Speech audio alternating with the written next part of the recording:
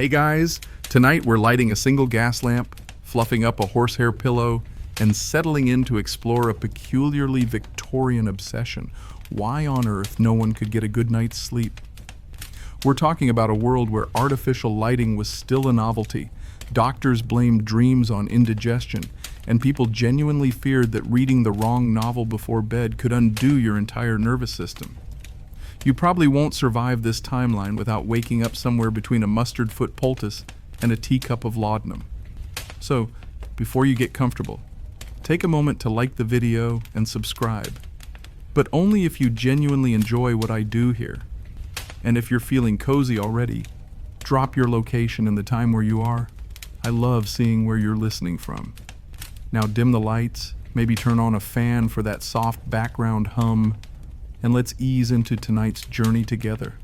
The flicker is faint at first, just the small sputter of a gas lamp in a long corridor.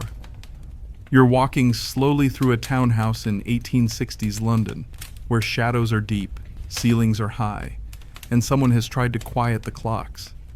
They haven't entirely succeeded. The glow doesn't warm the room. It casts long, untrustworthy shapes on the wallpaper. Yellow against green. Wallpaper that probably features vines or urns or melancholic cupids. And in the bedroom, the glow is worse. It lingers, hangs, flickers just enough to keep the corners of your mind twitching. You slide beneath a starched linen sheet, freshly warmed by a ceramic bed warmer, and immediately you feel watched.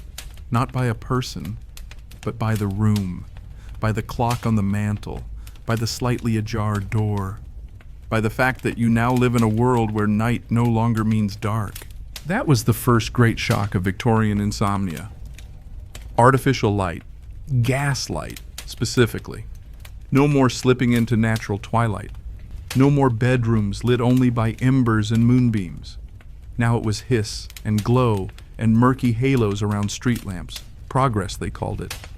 But your sleep has other opinions. Historians still argue whether gaslight truly disrupted circadian rhythms on a population scale or whether it just gave people a new excuse to stay up and blame things.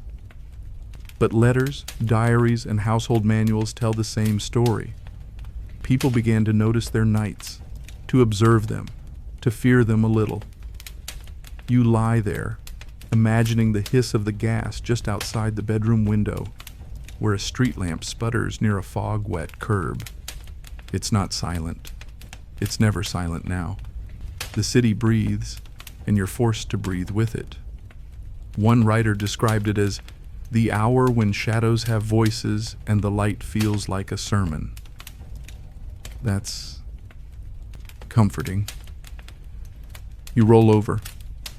The mattress creaks like an opinionated ant. The bedposts loom tall and ornate, their carved heads too close to cherubic for comfort. And then there's the light itself. Faint, flickering, relentless. Gaslight was hailed as a wonder of industry, but no one really explained how to sleep under it. Even when turned off indoors, it lingered outside, seeped through curtains, reflected off glass, murmured like a nosy neighbor. And so began the age of bedroom rituals. People stuffed curtains with wool, dangled damp cloths over windows. Some went so far as to paint their glass panes with dark varnish to shut out the yellow glow. One household manual recommends a velvet curtain of sufficient weight to quiet both light and sinful imagination. And yet, sinful imagination aside, the light still snuck in. So now you're lying here staring at the ceiling, heart rate slightly elevated for no apparent reason. Welcome to gaslight insomnia, one of modernity's earliest sleep taxes. You could finally see at night, and that meant you could think at night, which, as we'll see, was not exactly encouraged. A passing carriage rumbles by, its wheels echoing in the brick lane below. It jolts your mind briefly, but you settle again. The gas lamp across the street flutters once, maybe a moth, or your own reflection blinking back. And for a moment you realize This world of gentle glows and nervous wakefulness is new. Your ancestors didn't have this problem. They curled into darkness like cats. They surrendered to the long hours of black. But you, dear listener, are now a creature of flame-tamed night, suspicious of flickers, restless under halos. Still, you close your eyes.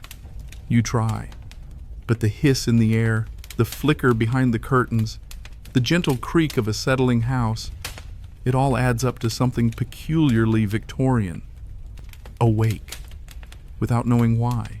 You don't move, but your eyes open again.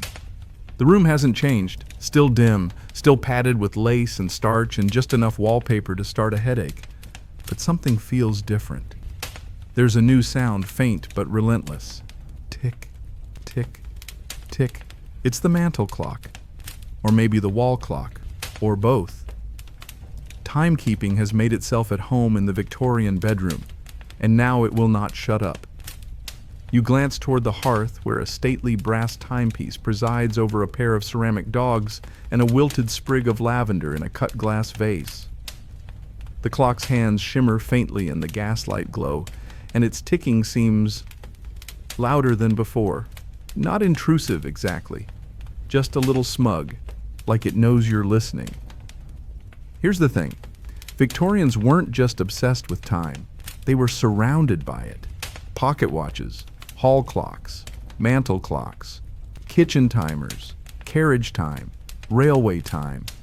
And suddenly, for the first time in human history, everyone agreed what time it was, down to the minute. Which was great for train schedules, but terrible for your brain at 3:17 a.m. You lie there, counting ticks, wondering how long you've been awake. 5 minutes? 20? A full hour? It's like a polite form of torture, not agony, just tiny persistent reminders that you are failing the great social contract of Victorian life, productivity. Historians still argue whether time anxiety was a side effect of industrialization or part of a deeper cultural shift. Either way, it was contagious. You couldn't escape it, and worst of all, you were expected to manage your time, not just in daylight, but in darkness too. Doctors warned against mental over-ticking, a real term, where one's thoughts mimicked the rhythm of clocks and refused to decelerate. It was thought to be particularly common in those who read too much or worried about trains. One sufferer wrote in his journal, "The clock ticks in me. It measures my failure." No pressure. You sit up slightly and survey the room again. Lace curtain, goose-down pillow. A small book, probably the Book of Household Management by Mrs. Beeton, rests unread on the side table. But it's not the book you're paying attention to. It's the watch. An elegant silver pocket watch, face up, ticking with delicate menace. Someone, maybe your uncle, maybe a valet, set it down there just in case you wake. Which you have. Congratulations. You pick it up, hoping the face will show you a friendlier time. It does not. You do that thing everyone does. You calculate how many hours of sleep you'll get if you fall asleep right now. It's not comforting. And the worst part? Victorians believed insomnia was your own fault, that it stemmed from either moral weakness or bad discipline. You stayed up too late. You napped in the afternoon. You indulged in distracting thoughts. You wrote letters after supper, a genuine no-no. You read poetry when you should have been meditating on steam-powered enterprise. Insomnia was often considered a failure of character, not chemistry. Even the ticking clock was viewed as a test. A background challenge. Could you rise above it? Could you ignore the drumbeat of your own mortality? A medical pamphlet from 1882 advises patients to remove all timepieces from the room before bed. Another contradictorily recommends placing a ticking metronome near your ear to guide you to sleep.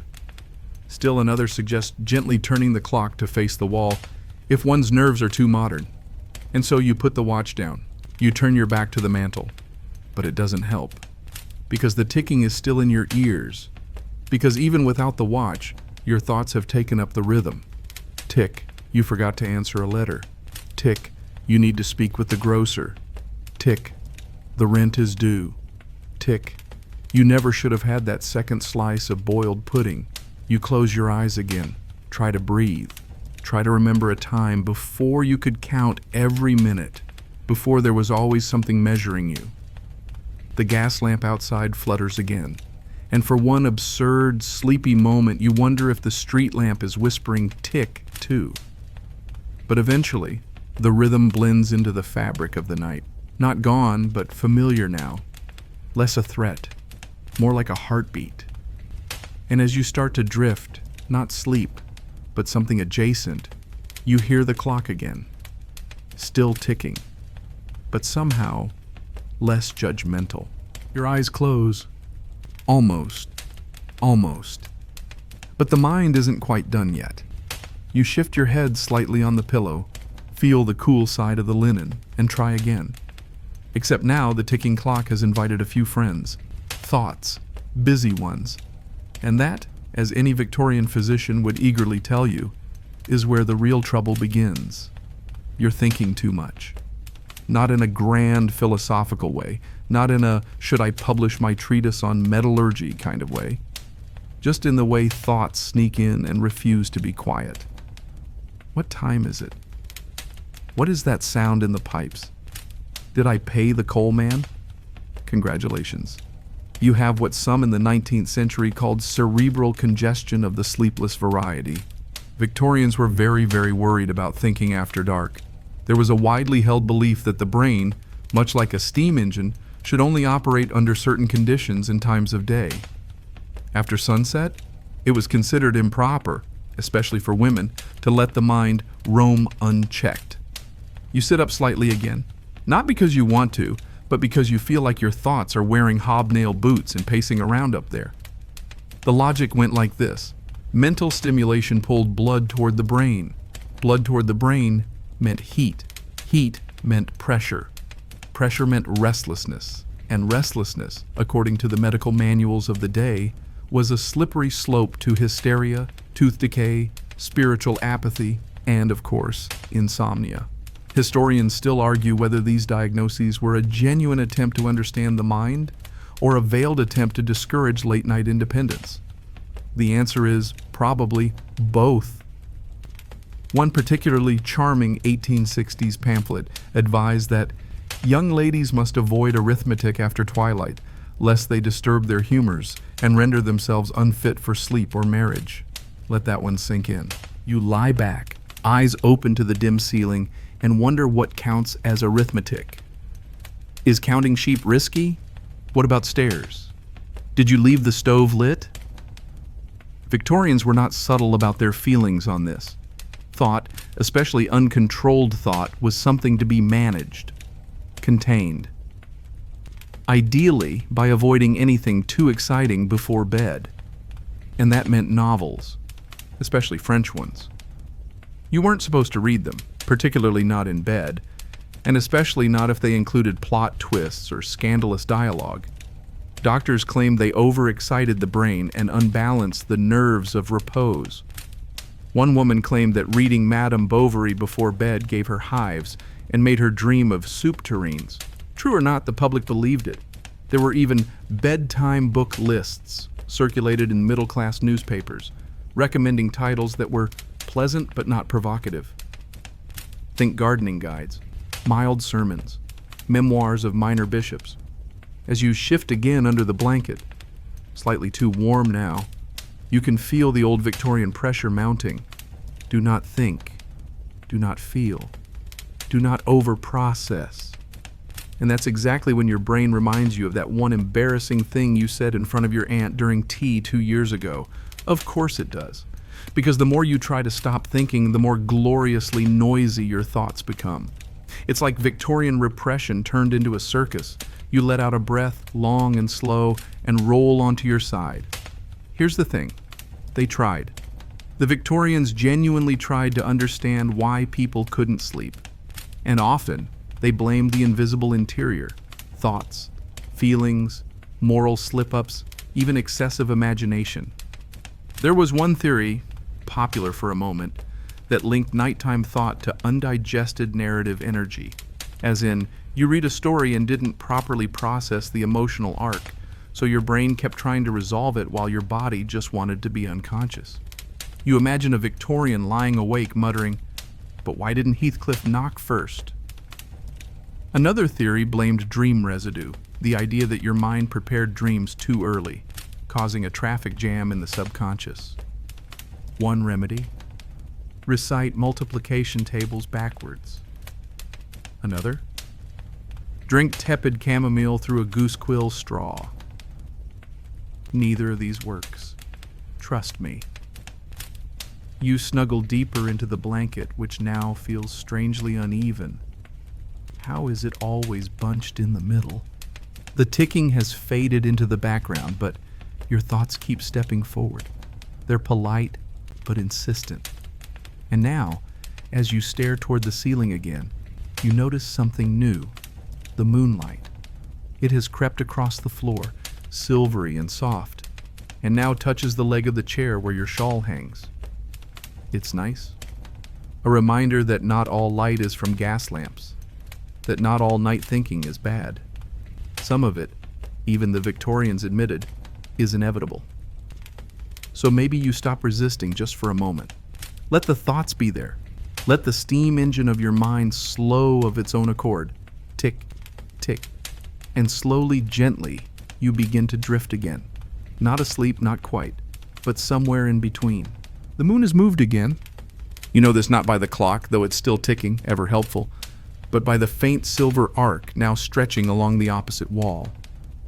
Shadows have shifted. The shawl draped over the chair looks like a sleepy ghost, which is oddly comforting. And somewhere in the foggy corridors of your mind, another thought drifts in. Was it the pickles? Because if you were a Victorian up past your bedtime, and especially if you'd had a difficult sleep for more than a night or two, someone was definitely going to ask what you'd eaten. Welcome to the flavorful world of Victorian dietary insomnia. You roll onto your back and stare at the ceiling rose, tracing its petal pattern in the low light. The ticking clock is gentler now. The thoughts have softened, but your stomach feels slightly present. And that's a problem. Victorian medical texts were very clear on this point. The stomach was a gateway to the soul and to sleep. Eat too much, and you overstimulate the nerves. Eat too little, and the digestive spirits go wandering and start knocking on your inner doors. A light supper was advised. But light meant different things to different people. A warm potato, fine. A small cup of broth, ideal.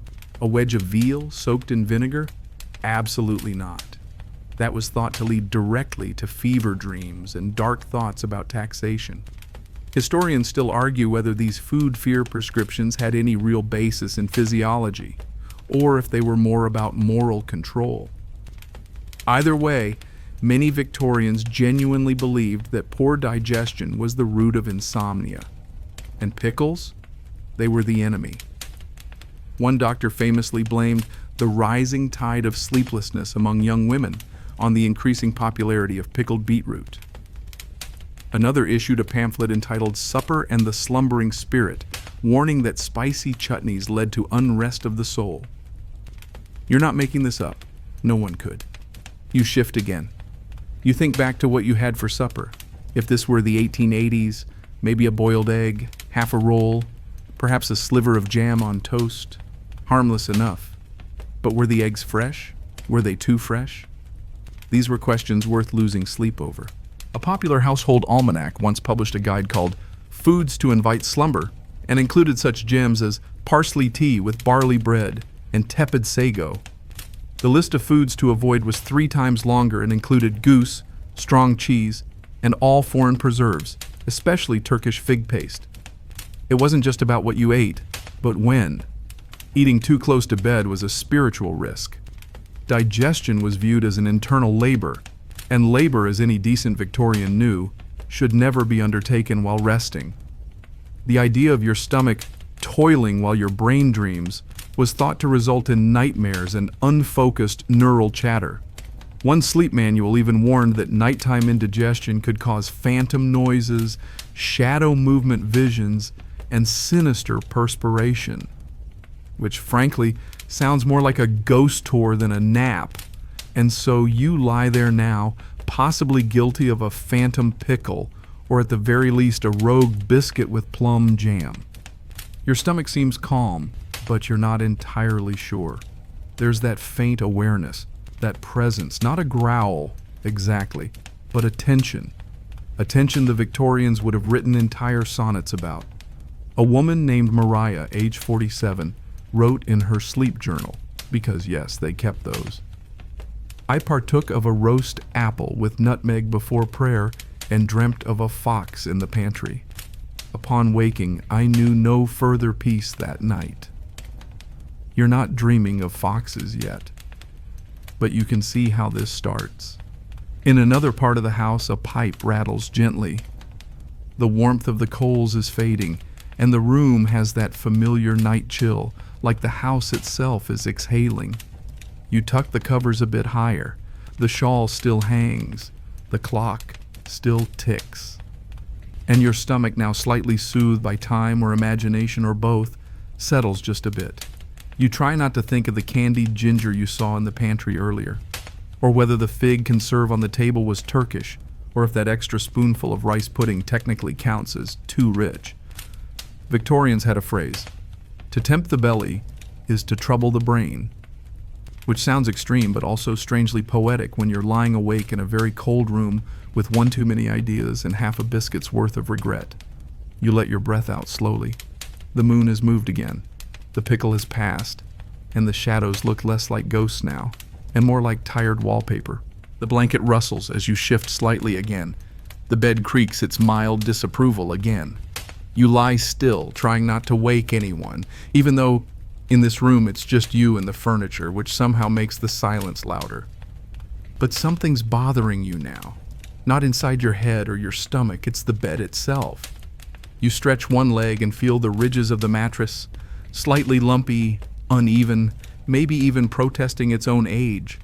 Your pillow is just a little too stiff, your back's at a slightly odd angle, and the draft coming in from the window is not insignificant. You've just stumbled into another deeply Victorian problem: fidgety furniture and uncooperative beds. Victorian sleep hygiene was the subject of endless advice columns, home guides, and mother-in-law recommendations. People in this era, particularly of the middle and upper classes, were deeply concerned about how, where, and with what physical support one should sleep. That meant feather ticks, horsehair bolsters, and yes, more than a few mattresses stuffed with straw or flock, rearranged nightly by hand, or foot, or a long stick with a hook on the end. And it wasn't just the bed, it was the room, the positioning of the bed in relation to a draft, the number of window panes, whether your mirror faced your pillow, which some believe disrupted dreams by trapping moonlight improperly. Historians still argue whether these beliefs had any grounding in medicine or just reflected Victorian anxieties about control and environment. Probably both. You pull the coverlet tighter. It's beautifully embroidered, but heavy in that way that feels comforting at first, and then strangely suffocating. The wool underneath is coarse. The corners of the blanket curl like old scrolls. One is poking your shin. The furniture around you, massive, varnished, overbuilt, feels like it's all looming. Every Victorian bedroom was a cathedral of solid furniture. Wardrobes that could house entire families. Washstands with marble tops and pitchers the size of toddlers. None of it subtle, none of it easy to ignore. And then there's the bedstead itself, often ornate, usually creaky, and almost always too high. Victorian beds were raised not for comfort, but to allow airflow underneath and discourage rats. Yes, really. Also, storing chamber pots beneath required clearance. You glance toward the shadowed area beneath your bed, half expecting to see one of those ceramic jugs, the kind with a decorative lid and a floral motif that somehow doesn't make its purpose any more pleasant. You don't see it, which might actually be worse. You roll again. You think about the springs. Victorian beds, when they had springs, used a variety of hand-coiled systems that were notoriously inconsistent, too tight and they squeaked, too loose and you sank. Some guides recommended jumping on the bed briefly each night to distribute wear. Others said that was immoral. If the bed wasn't the culprit, it could easily be the linens, too stiff, too starched, too freshly pressed. Many households believed that laundry should be ironed with lavender water to promote calm, but if you used too much, it was thought to overstimulate the nerves. You can't win. There's a breeze now, a real one. It slips under the window sash and curls around your ankles. The draft, as any Victorian would tell you, is a foe. Whole sections of sleep manuals were devoted to draft management. Curtains were lined. Doors had sand-filled sausages to block airflow. Some even suggested sleeping with a woolen head wrap, fashioned, charmingly, like a bonnet. One woman's diary from 1874 mourns an entire week of insomnia because her husband refused to let her sew flannel to the footboard. That's devotion. Or vengeance. Or both. You wonder what your Victorian self would have done right now. Flannel bonnet? Extra bolster? Write a note to your physician requesting an immediate mattress rotation? A physician might suggest switching bedrooms entirely. Many wealthy Victorians kept a spare sleeping chamber for when their usual one felt inhospitable. Imagine explaining that to your landlord now. You don't have a spare room. You have this one, this bed, this pillow, these heavy sheets that somehow weigh more than your regrets. And yet, for all the fuss, all the creaking, all the minor discomforts, there is something weirdly cozy about it. The massive furniture becomes a kind of guardian presence. The draft is no longer rude, just honest. The quilt that tries to suffocate you now feels like a slightly judgmental hug. Even the creak has its rhythm. You lie still. You take a breath. The mattress groans slightly in reply. There were Victorians who believed that the soul had to settle into a bed before it could fully rest, that each person left an impression of self behind in the fabric of the sheets. Maybe that's just an old way of saying it takes time to get comfortable. Maybe that's true for everything, and slowly, once again, the furniture stops fidgeting, the breeze stops complaining, even the bed seems to sigh. You pull the blanket up to your chin, arrange your limbs into the least lumpy configuration you can find, and settle in once more. The room is not perfect, but for the moment, it will do. The bed has finally stopped protesting. Your limbs have found their resting places, one knee half bent, the other foot sticking just barely out of the blanket because, for some reason, your body has decided that's the ideal temperature regulation strategy. But now another pressure creeps in, figuratively this time, though the sensation is remarkably physical. It's the corset. Or, more precisely, the ghost of one. You're not wearing one now, of course, you're safe in soft linens. But if you lived in 19th century Britain, odds are your day ended with the loosening or reluctant removal of some tightly laced, whaleboned garment that had spent the last 12 hours convincing your lungs they were a luxury. Because Victorian insomnia wasn't just mental or environmental, it was often structural.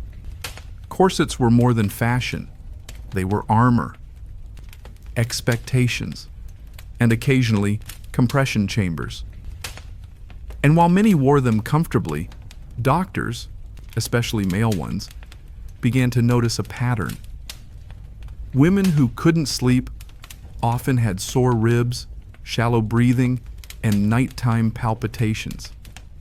The corset, they warned, was tightening the nerves. Historians still argue whether these complaints were exaggerated by moral reformers or whether ill-fitted corsetry truly did lead to sleep disruption. But the anecdotes? They're undeniable.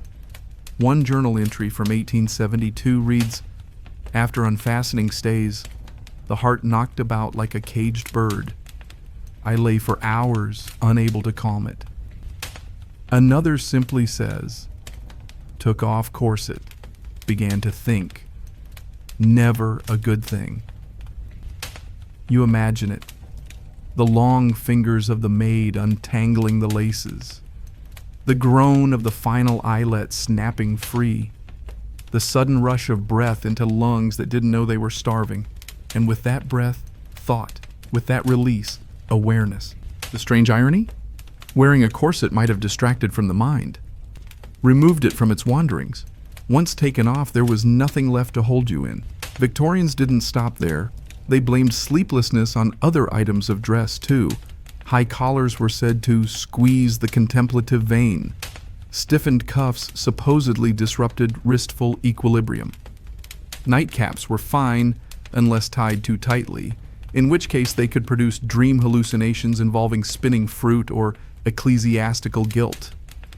Yes, really. Men weren't immune. Tight cravats and restrictive waistcoats were accused of trapping the heat of mental labor and causing dreams of professional failure. A famous satirist once wrote that half of London's businessmen suffer dreams of collapsing ledgers thanks to starched collars and underdone roast beef. It was funny because it was too close to the truth. Now back in your bed, uncollared, uncorseted, you try to breathe deeply. You think of the women who lay perfectly still, even after loosening everything, because any movement might crease their nightgown or tug at freshly set hair. One article warned that excessive movement before slumber leads to tangled dreams and marital worry. You're not sure what marital worry has to do with tangled dreams, but then again, you've also never tied yourself into 6 layers of wool flannel and stayed that way until morning. A few pioneering doctors began to recommend more freedom in sleepwear. Let the lungs wander, they said, and the dreams shall follow. Some even prescribed night stretching, 5 minutes of gentle posture loosening before bed. Others frowned at the very notion, and so Victorian households became divided. In one room, someone lay strapped neatly into a night corset, believing it preserved modesty and spinal health. Next door, a reformer slept in a shapeless cotton shift and prayed for pleasant dreams and better ventilation. Some nights, the reformer slept better. But other nights, the shift rode up, the window wouldn't open, and someone else's chimney sent soot back into the bedroom. So, swings and roundabouts. You roll onto your side again, letting your limbs sprawl a little. No corset here, no stiff collar, nothing holding you together except this blanket and the slowly softening buzz of your own thoughts. For a moment you feel grateful. Grateful for elastic waistbands, for the decline of fashion-induced ribcage trauma, for not having to answer to a pamphlet titled Lacing and the Lady's Nervous Sleep. But also, oddly, you admire their effort. The fact that they thought the solution to sleeplessness might be as simple as loosening a ribbon or adjusting the tilt of a bonnet. There's a kind of earnestness to that, a belief that the body and the soul are tied together. And sometimes the tie is just too tight. You take one more breath. The blanket settles. And somewhere the spirit of an unfastened corset sighs in relief with you. You shift again, this time not from discomfort but curiosity, the kind that flutters quietly across your thoughts like the rustle of paper. Because now, even with your body finally at ease and your blankets roughly where they should be, your mind begins to nudge you toward one final, deliciously Victorian error. You read before bed. Oh no, not just read. Consumed fiction, and possibly the dangerous kind. In the world of Victorian insomnia, reading was a double-edged letter opener. Encouraged for moral elevation, yes. Recommended for vocabulary expansion, absolutely. But indulge in the wrong kind of book before bed? You'd be courting a full night of scandalous mental indigestion. You reach for the small volume on your side table. Its cover is fabric-bound, the corners slightly frayed, the pages yellowed like weak tea left too long. It smells like dust and decisions. Let's say it's a slim French novel, Les Mystères de quelque chose, with a heroine named Celestine, who sighs too much and owns too many scarves. You only meant to read a page. But Celestine's brother just confessed something implausible to the town baker, and now your mind is chewing the plot like cold toast. Victorian doctors and social critics had a name for this: literary stimulation. It sounded nice. It was not. Reading fiction, especially romances or sensational stories, was thought to rouse the emotions, quicken the heartbeat, and stir mental motion inappropriate to restful hours. Historians still argue whether this was genuine concern or a convenient excuse to discourage late-night independence, but the evidence is thick with warnings. One 1871 guide insisted that romantic fancies at bedtime poison the imaginative humors and cause dreams of unwelcome intensity. Another, more dramatic, claimed that reading novels before bed disturbed the lunar alignment of the nervous ether, which is just delightfully bonkers. You think of all the Celestines and the dueling suitors and the mistaken identities and the cloaked visitors, the stakes, the drama, the ridiculous letters hidden inside flower pots. It's a lot for a sleepy brain. Still, reading at bedtime persisted, especially among women, especially under the covers with a candle stub or the lingering glow of a gas sconce angled just right. And it wasn't just novels. Some were kept up all night by poetry, others by theology. One clergyman reportedly developed chronic insomnia after rereading the Book of Job nightly for 3 months. A housemaid claimed she dreamt in stanzas after an evening with Byron and couldn't stop.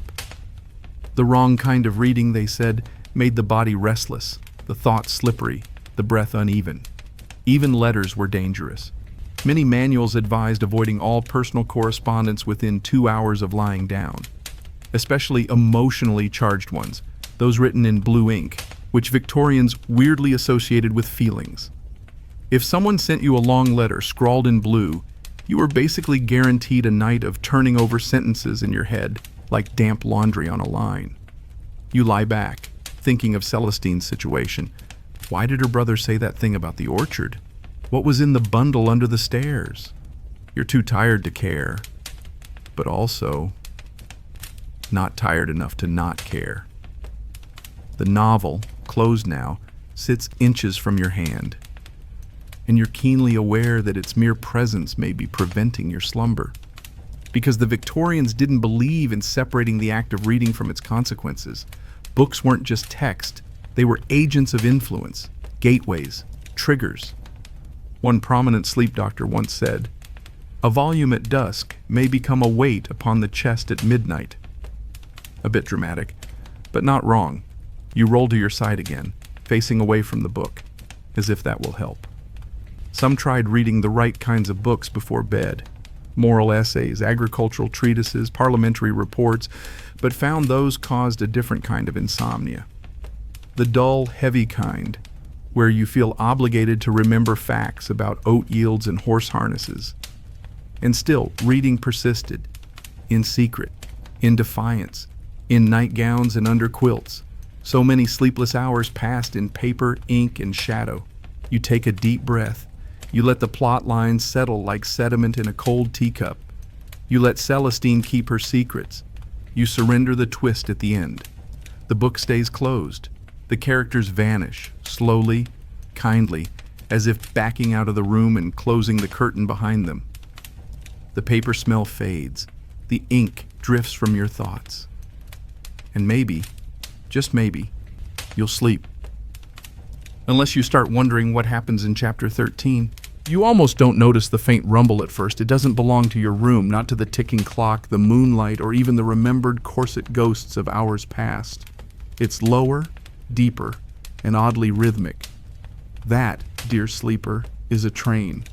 Somewhere not too far away, a steam engine chugs across the night, punctuating the silence with the distant puff of progress.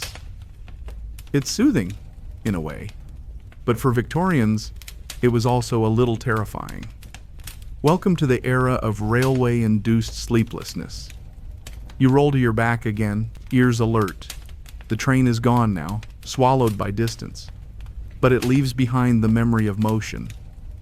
And in the 19th century, motion, particularly mechanical motion, was a brand new kind of mental disruption. For millennia, humans had gone to bed in stillness, or at least in rhythms that felt natural. The creak of a tree, the drip of water, the whisper of a breeze. But now, thanks to the marvels of steam and steel, the entire landscape pulsed with motion, schedules, signals, wheels, whistles. Historians still argue whether insomnia truly increased with the railway boom or whether people just started talking about it more. But what's clear is this: the Victorians were deeply suspicious of speed. Doctors published articles on railway brain, a condition supposedly caused by the constant jostling and stimulation of train travel. It included symptoms like sleeplessness, jumpy nerves, and dreams of excessive urgency. And you didn't even have to be on a train to get it. Sometimes just living near the tracks was enough. There was a belief that trains could disturb the natural balance of time. Imagine getting from London to Bristol in a few hours instead of a few days. It felt like cheating, and for some it left their internal rhythms permanently disoriented. You stare at the ceiling. The idea of travel should be comforting. Forward motion, adventure, a ticket to somewhere new. But in the Victorian mindset, that speed had a cost. It robbed people of mental stillness.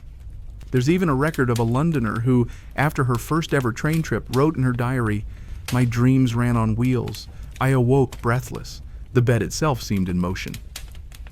This wasn't a one-off. Letters, articles, even medical case notes describe the same phenomenon: railway dreams. Not nightmares necessarily, but dreams of motion, of missing stations, of luggage confusion, of being late, of going too fast. These dreams often left the sleeper more tired than before. You glance at the window now. There's no train in sight, just a faint shimmer on the glass and the whisper of leaves in the courtyard. Stillness, technically, but your thoughts are already a little faster, because that's what trains did. They taught people to measure everything: distances, delays, dinner parties, lives. Suddenly it mattered whether you slept well, because now you had a schedule to keep. Timetables, ticket slots, morning departures, business meetings. Insomnia wasn't just an annoyance anymore, it was a logistical hazard. One railway executive reportedly refused to hire any station clerks who admitted to poor sleep, claiming the chronically unrested misread the hour. Another conductor told a medical examiner he avoided cheese at dinner, lest the wheels start turning in my sleep. You sigh. You didn't eat cheese. You're not a conductor. But still, the wheels are turning. You close your eyes and try to slow it down. 1 sheep boarding a train, 2 sheep buying tickets, 3 sheep stuck at customs because their passports are frankly not credible. No good.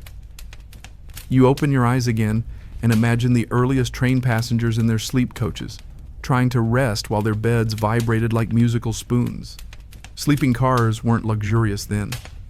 They rattled, they hissed, they made every dream feel like a derailment. Some people swore by it, rocked gently to sleep by steam and soot. Others insisted it ruined their circadian rhythms forever. And back home? Families worried about loved ones traveling at unnatural speeds. A mother might write, "Do rest upon arrival. Your father and I fear the pace of the iron road disrupts digestion." Yes, digestion. Again. The Victorians couldn't stop mixing up sleep, food, morality, and motion. It was all connected. Everything you did during the day, every bite, every book, every bump in the road, might echo in your sleep. So, you lie there now, trying to separate the quiet of your bedroom from the hum of distant engines, trying to pretend your thoughts aren't boarding trains of their own. And slowly, they don't. They disembark. They settle. They wait patiently at the platform. The night returns to its normal rhythm. No whistles, no clocks, just quiet. The quiet is deeper now. It hums in the corners. You feel it in the floorboards, in the space just above your blanket, in the subtle way the air moves around your breath. It's a stillness that should be peaceful, but you know better. You can feel it, faintly, in the throat, a dryness, a tickle, that uncomfortable itch behind your nose. Victorians knew this feeling well, because even when your thoughts behaved, your furniture settled, and your corset was folded neatly on the chair, the city air might betray you. Welcome to the fog-soaked world of Victorian environmental insomnia. You take a shallow breath. Imagine it now. London, 1880. Coal smoke rising from every chimney, street lamps flickering behind thick curtains of yellow-gray mist. The infamous London particular, a fog so dense it was named like a brand of canned soup. This wasn't ordinary fog. It was smoke, soot, damp, industrial breath hanging in the air, creeping under windowsills and through floorboards. It coated everything, including lungs, Historians still argue whether this smog caused more insomnia through physical irritation, the coughing, the dry throat, the congestion, or through psychological unease. Because truly, there's nothing quite like lying in bed and knowing the air outside could strangle you in your sleep. Many Victorians tried to solve it. Some stuffed wet cloth into their windows. Others burned herbs indoors to cleanse the air.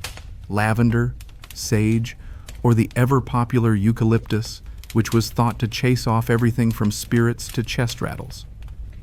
You shift in bed again, grateful that your air doesn't taste like chimney soot tonight. But the tickle is still there, and it makes you think of them, those late-night sufferers coughing quietly in their high-ceilinged bedrooms. One woman, Eleanor from Peckham, wrote in her sleep diary, "The fog curled under the sill. My throat awoke before my eyes did. I felt I'd swallowed smoke from a paper mill." Doctors tried everything. They recommended warming bricks and putting them at the foot of the bed. They advised sleeping upright on dust-elevated nights, as if you were a half-conscious statue. There were even pamphlets suggesting one should grease the nostrils before sleep to trap the soot before it reached your lungs. It didn't help. One theory at the time suggested that fog and coal dust were sooty irritants of the brain, disrupting the mental mists of sleep. That phrase sounds poetic until you realize it was meant literally. People believed the fog physically reached your thoughts.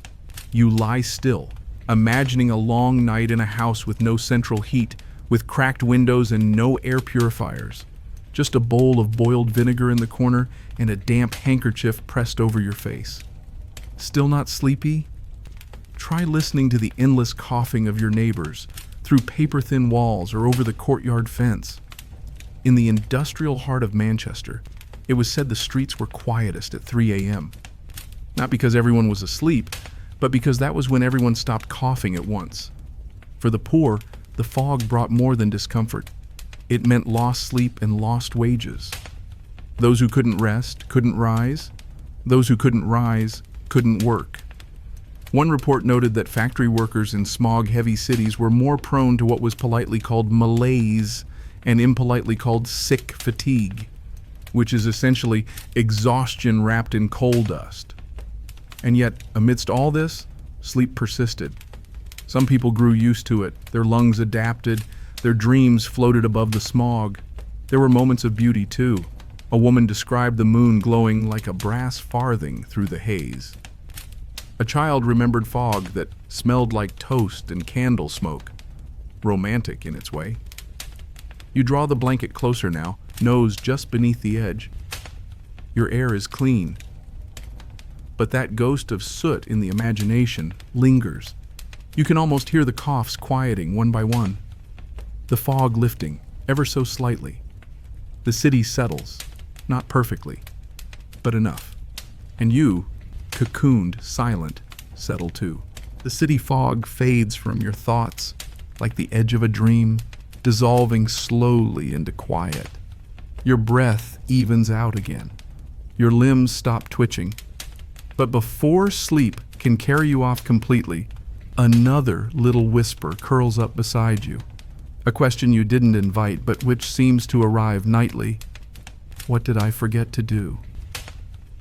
Ah, that old Victorian classic, guilt. You've just entered the domain of moral insomnia, a very real and very judgmental phenomenon in the 19th century. Because for many Victorians, sleeplessness wasn't simply inconvenient. It was suspicious, possibly shameful, at the very least, spiritually revealing. You lie there, letting that thought settle, like a feather dipped in vinegar. Victorian culture was steeped in ideas of productivity, virtue, and self-regulation. If you weren't sleeping, people wanted to know why. Not just medically, but ethically. Were you anxious because you had done something wrong? Were you unwell because you had strayed from moderation? Did your insomnia mean that deep down your conscience was whispering, and you weren't listening? Historians still argue whether this association between morality and rest was driven more by religious teachings or emerging psychology. But the result was clear. If you were tired, you might also be untrustworthy. You roll to your side and try not to count the things you didn't do today. The laundry. The letter you meant to answer. That cup of tea left half drunk and slightly guilty on the windowsill. Harmless things now, but not so harmless in 1880. One sleep manual insisted, "The honest man sleeps peacefully. The dishonest soul twists like a root in rocky soil." That's not bedtime encouragement, that's a literary threat. You can imagine the pressure. A businessman lies awake and wonders if he underpaid a clerk. A housemaid turns on her cot, replaying that moment she snapped at the cook. A young widow watches the moon and thinks she might have married for security, not love. Each one convinced that sleeplessness is just their better self trying to get a word in. Even children weren't spared. Schoolbooks warned that disobedient boys and impolite girls would find their dreams disturbed by fluttering thoughts and shameful rest. A charming bedtime story to send you straight into a nap full of angelic disappointment. But guilt wasn't just a private affair. It was also public. Newspapers printed letters from readers seeking advice on insomnia brought by moral fatigue. Ministers preached sermons on the soul's need for rest, earned through righteousness. You adjust your blanket, now a little itchy with the weight of imaginary disapproval. The trouble is, insomnia doesn't always have a cause. But try telling that to your Victorian relatives. A woman named Judith, in her 1883 diary, wrote, "Could not sleep last night. Wondered if I had lied to father or merely forgotten some vow. Made a list of all possible sins committed since Monday." That can't have helped. One doctor observed that his patients often confessed far more during late-night visits than morning appointments. The twilight hours brought out a strange honesty, a willingness to blame themselves, to dig deep for spiritual explanations when all they really needed was a quieter pillow. It's not just absurdity. There's something tender here, too. The idea that sleep must be deserved suggests that sleep is precious, a reward, a soft, earned thing, not just biological, but emotional. You lie still now, letting that settle. Are you good enough tonight to rest? You are. Even the Victorians eventually tired of tying virtue to sleep. Later in the century, more progressive voices began to say the opposite, that chronic exhaustion caused moral struggles, not the other way around. That maybe people didn't sin because they were wicked, but because they were tired. One radical preacher even wrote, "Let the weary sleep and judge not their twisting, for even angels forget to dream some nights." You like that one. You feel it soften something in your chest. The night doesn't feel so judgmental anymore. The list in your head, unfinished as it may be, folds itself up neatly and tucks into the corner of your mind. You'll revisit it tomorrow. Or not. For now your thoughts are just thoughts, not courtrooms. Your breath is just breath, not a verdict. And your sleep, when it comes, will not be earned or withheld. It will simply arrive, softly, without guilt. You're calmer now. The guilt is curled up in a quieter corner, no longer gnawing on the edge of your thoughts. You could almost drift off, if it weren't for a subtle shift in your senses. There's a new feeling blooming in the darkness. Not fear, not hunger, just a vague tingling. Welcome to the shadowy territory of Victorian nervous disorders, specifically the kind that like to show up right around bedtime. The Victorians had a favorite name for this one, the fidgets. Not a scientific term, no, but you'd find it in magazines, letters, doctors' pamphlets, and whispered conversations across the backs of drawing rooms. You couldn't define it precisely, but oh, you knew when you had it. Legs that twitched, feet that couldn't find a comfortable angle, fingers that kept rearranging the sheet corner, a head that refused to nestle into the pillow with any conviction. The fidgets came for everyone, children, old men, governesses, and well-married ladies with crimped bangs and sleep bonnets. Historians still argue whether this was early documentation of what we now call restless leg syndrome, or just a catch-all for the million tiny ways a body says not yet when you lie down. You shift again, feeling it yourself now, a restless edge along your knees, a weird awareness of your elbows. One Victorian writer described it like this: as if my limbs, though attached, had their own ambitions. Another swore it felt like The bones growing at the wrong time of day. It's not pain, not exactly. More like friction between thought and stillness. Some blamed tight garters. Others, tea after 7 p.m. A particularly creative diagnosis suggested it was the magnetism of the earth misplaced during the waning moon, which sounds like something a sea captain would yell during a storm. But mostly it was treated as a nervous disorder, a mark of fragile constitution or overwrought emotion. If you were prone to melancholy or had unwomanly appetites for literature, you were more likely to be fidgety. The solutions were, predictably, ridiculous. One manual recommended gently tapping each limb with a warm thimble. Another suggested placing cold porridge on the knees. Yes, cold porridge. Perhaps the porridge was to distract the limbs by confusing them. You can almost picture it. A fidgety woman in a starched nightgown sitting at the edge of her four-poster bed while her maid places cereal compresses along her shins. In the absence of oat-based magic, many simply turn to opiates, or wine, or large doses of valerian root, which was said to smell like socks soaked in pickle brine, but promised vivid dreams of classical poetry. For those who avoided potions, there was always the foot bath, a steaming bowl of water, sometimes with lavender or mustard powder, into which one dangled restless toes, followed by a vigorous toweling and a prayer. You lie back now, imagining your own porcelain foot bath, delicately decorated with forget-me-nots, waiting just beneath the bed. A quiet ritual, a signal to your nerves. The day is done. But tonight you haven't done the bath. You haven't warmed the thimble. And yet, your limbs are behaving mostly. So perhaps the fidgets have passed you by. Or perhaps you've simply distracted them. Because that's what many Victorian sleep guides recommended, not fighting the sensation, but politely redirecting it. Gentle mental tasks, word games, reciting psalms backwards, counting household objects in your mind's eye. 7 vases, 6 cushions, 5 curtain tassels. One guide suggests, name the lords of the Admiralty alphabetically until you grow bored of the Empire and fall asleep. It's almost endearing how earnestly they tried, as though the body's refusal to lie still could be reasoned with, negotiated, and maybe it could. You shift once more, not a toss, not a turn, just a small adjustment. Your legs settle, your elbows retreat from awareness, the tingling fades. Your limbs, like over-caffeinated guests, have finally found their chairs, and the room grows quieter still. Even the air seems to listen. The room has grown hushed in that deeply satisfying way, like a theater moments before the curtain rises. Only in this case, the performance is sleep and the actors are your finally settled muscles. The stillness is thick, the kind that feels earned. And then, faintly, just as your eyelids begin their slow descent, it comes.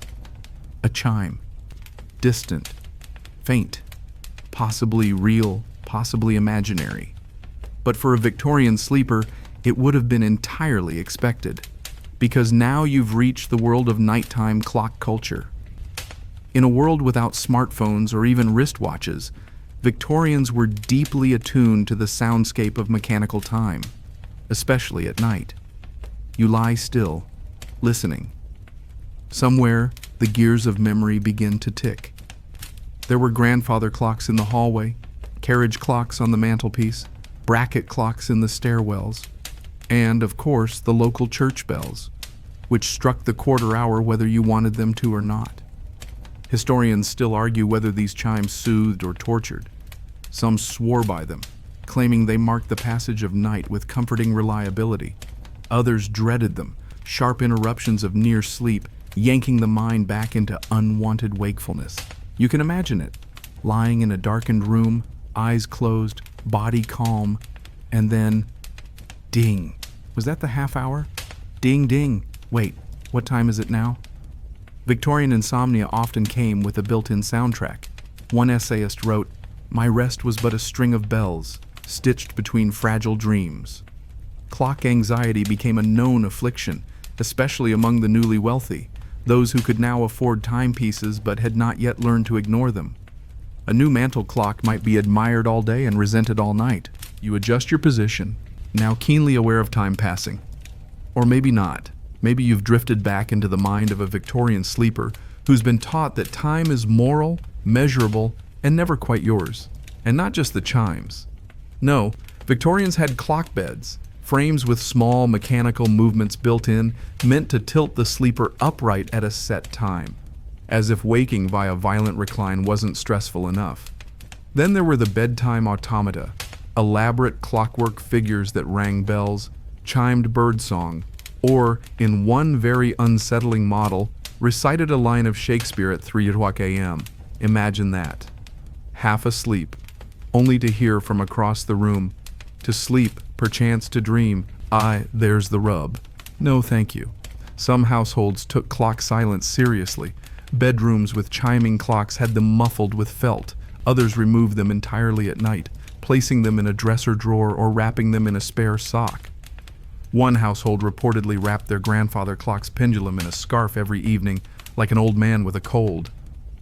But most left them be. And so every night, like little brass monks, the clocks marked the hours. Softly, firmly, mechanically. The passing of time wasn't just background noise. It was an event. You lie still, wondering how you'd manage if your room kept time that loudly. Would you grow used to it? Time your breath to its rhythm? Or would you, like so many Victorians, begin to anticipate the next chime, thereby undoing your sleep with perfect regularity? It was the ultimate irony. Clocks were meant to regulate sleep, to keep you on schedule. But too often, they became insomnia's metronome. And yet, there's something oddly comforting about it too. The idea that while you sleep, or fail to, somewhere, a tiny hammer is striking a bell. Not just for you, but for everyone. Someone else is lying awake, counting dings. Someone else has muffled their clock with a wool sock. Someone else has given up entirely and is reading about Celestine's latest disaster under the covers. The ticking goes on, and eventually it fades. Not because the clock stops, but because your mind does. You no longer count the minutes. You no longer feel chased by the quarter hour. You lie there, surrounded by silence punctuated by rhythm. And if a bell rings now, it will only echo through your dreams. Somewhere beyond the walls, another bell strikes, faint, like a spoon against a teacup. You hear it, but don't really listen. It feels far away now, like it belongs to someone else's night. Your mind, once twitchy and ticking, is quieting, curling inward. But just before it fully drifts, a stray, harmless thought tiptoes in. Did I leave the window open? Yes. You've now stumbled into one of the most oddly specific yet delightfully persistent Victorian concerns, the dangers of nighttime drafts. To be clear, you're in no real danger. The modern world, with its weatherproof windows and non-lethal curtains, isn't particularly concerned with a breeze slipping across your toes. But for a good chunk of the 19th century, the mere suggestion of a cracked window at bedtime was enough to send a household into coordinated panic.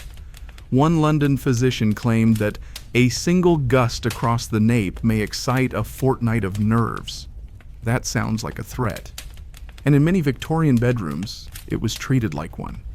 Historians still debate whether this obsession with drafts was rooted in miasma theory. Remember, they believed that illness floated invisibly through bad air, or whether it was simply a cultural ritual, the nightly battle against the unpredictable mood of the elements. You picture it now, the grand bedroom, dimly lit by oil lamp, lace curtains already tucked in with the precision of a bed nurse. And there, a maid in slippers, making a last sweep to ensure that no cold air could reach her mistress's delicate constitution. You shift your blanket reflexively. The ghost of a breeze might be imaginary, but the instinct to swaddle is eternal. In Victorian households, open windows were viewed with the same suspicion as overly spiced food or emotional novels. Fine in moderation, but not at bedtime, certainly not near the neck. One lady wrote in a letter, The breeze touched my collarbone, and I awoke in distress, convinced I'd caught an Arctic sorrow. It wasn't just discomfort they feared. It was soul disturbance. Cold air, they believed, might provoke shivering dreams, inspire melancholy thoughts, or worse, wake up the subconscious at the wrong hour. Some sleep guides even offered precise window etiquette. Never open windows after sundown. Never allow a cross-draft to pass between bed and door. Always hang a woolen curtain, even in summer. Avoid direct moonlight, which could stir the humors. Yes, moonlight. A particularly popular pamphlet warned against sleeping under the moon with the window ajar. It might, they claimed, cause night wandering of the mind. Not sleepwalking exactly, more like your thoughts putting on boots and sneaking out while your body lay there snoring. You lie back now and look toward your own window. It's closed. Probably. But would it matter if it weren't? The air is still. And yet you understand the old fear. The worry that something might creep in with the breeze, something cold or chaotic or simply unfamiliar. Victorians, after all, lived in a world where uncertainty came through doors and windows. Illness, noise, news, all of it wafted in on currents they couldn't quite control. So they sealed their sleeping chambers like ships. Every night, a quiet ritual of defense. Against the wind, against change. And yet, ironically, it was stagnant air that caused most of their health issues. The sealed windows trapped smoke, coal dust, and illness in bedrooms already thick with velvet drapes and thick wallpaper. Fresh air might have helped. But fear doesn't always make sense, especially at night. So you lie there, remembering that fear, letting it pass through you like a story someone else once told. No breeze tonight. No draft to blame. Just the comfort of knowing you've shut everything that needed shutting and left open only the parts of your mind that know how to rest. The window stays closed. Your thoughts do not. They drift softly, slowly, without chill, without sound. Just warm air and thicker dreams. You're nearly there now. Your limbs are warm. Your breath is steady. Even your spine, which a few sections ago was staging a quiet rebellion, has curled into a near-perfect surrender. The night is holding you like a familiar book. But just as your thoughts start to unravel into sleep's sweet nothingness, your stomach gurgles. Of course, you're not hungry. Not exactly. But the memory of food, its warmth, its texture, its timing, has returned. And with it, the Victorian fear of sleep-disturbing suppers. Welcome to the final ingredient in tonight's sleep saga, gastric insomnia. The Victorians were obsessed with digestion. Obsessed. They believed nearly all health began in the gut, including the capacity for peaceful slumber. And bedtime eating? That was considered a dangerous art. You shift slightly, as if your body knows it's being observed. Historians still argue whether late eating habits truly impacted Victorian sleep more than ours today. But what's certain is this: no one wanted to be caught snacking after dusk. One health manual from 1865 advised, "Let no meat pass the lips after twilight, lest the stomach find itself laboring in darkness."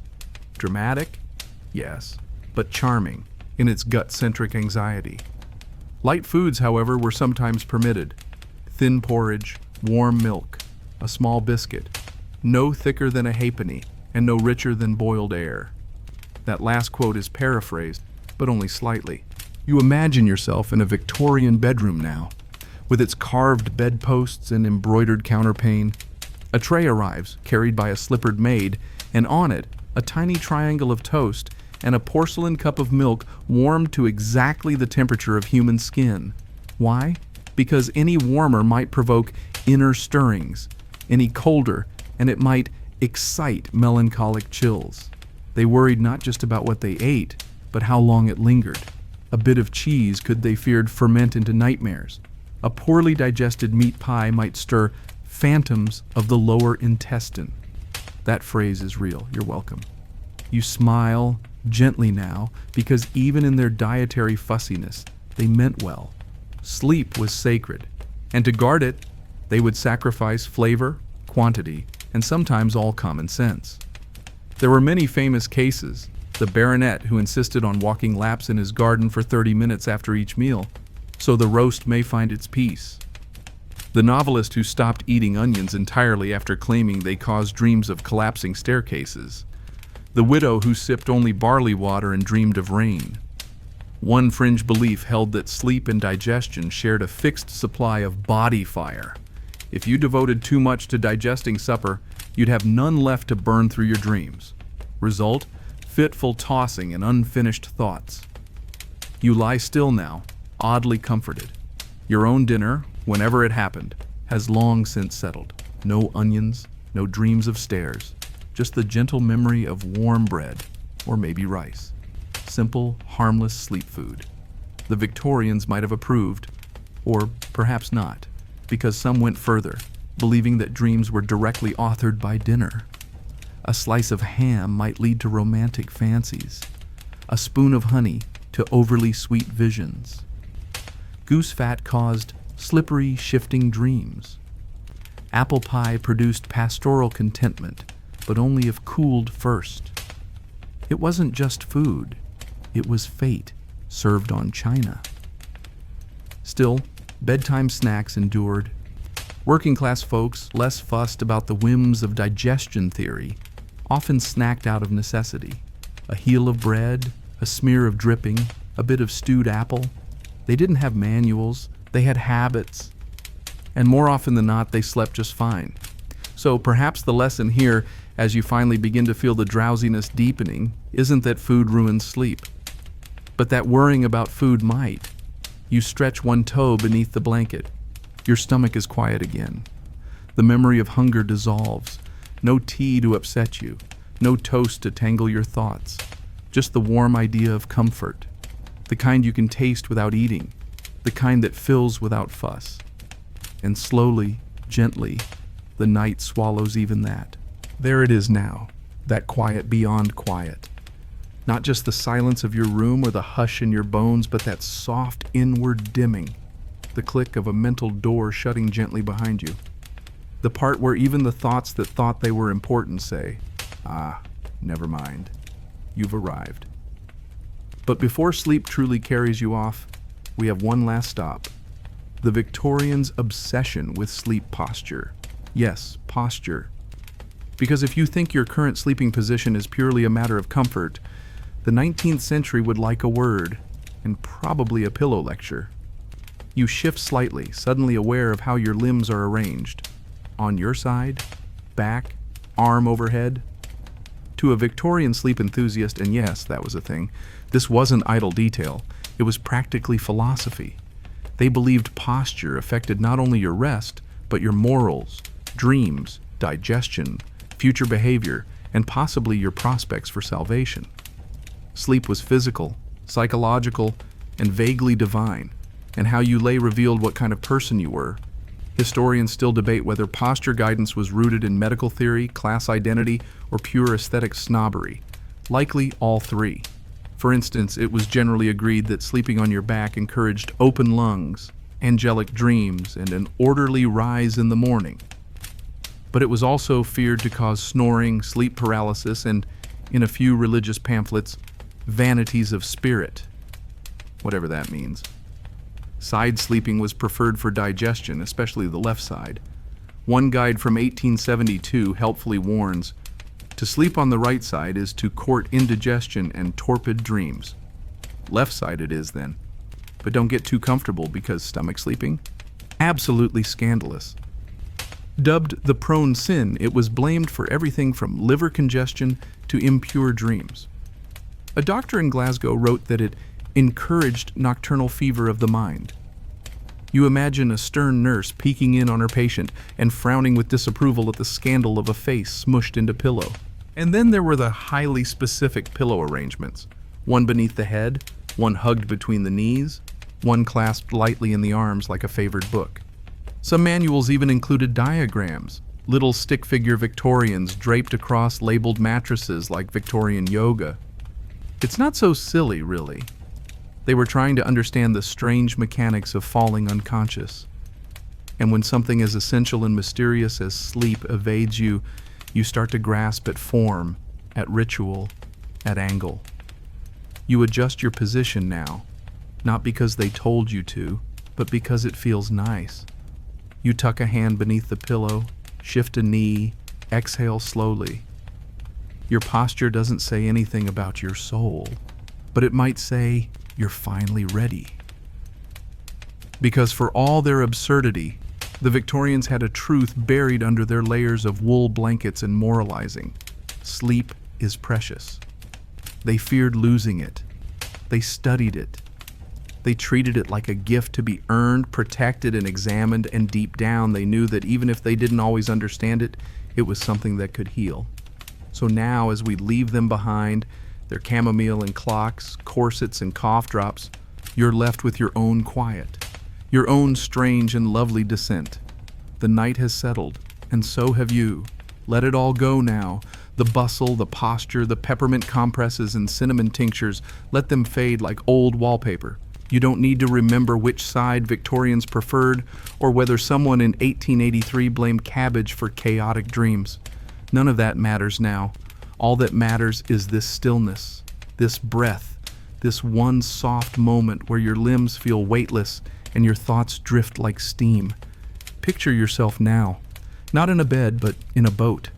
A shallow wooden skiff, gently rocking on a glassy lake. Overhead, the moon is pale and round, casting soft trails of silver on the water. Around you, reeds rustle faintly in the breeze. You can't see the shore, but you're not worried. The boat is safe. It knows where it's going, even if you don't. You let your hand trail over the side. The water is cool. The stars above blink slowly, as if winking goodnight. Behind you, the shore of memory grows dim. The old remedies, the ticking clocks, the lace-curtained worries, all fading, all softening, all letting go. Ahead, there's only quiet. You breathe in once more, deep, slow, unbothered, and let it go. The boat rocks, the breeze hums, and sleep, that gentle boatman, begins to row, not urgently, not far, just deep, just enough, just now.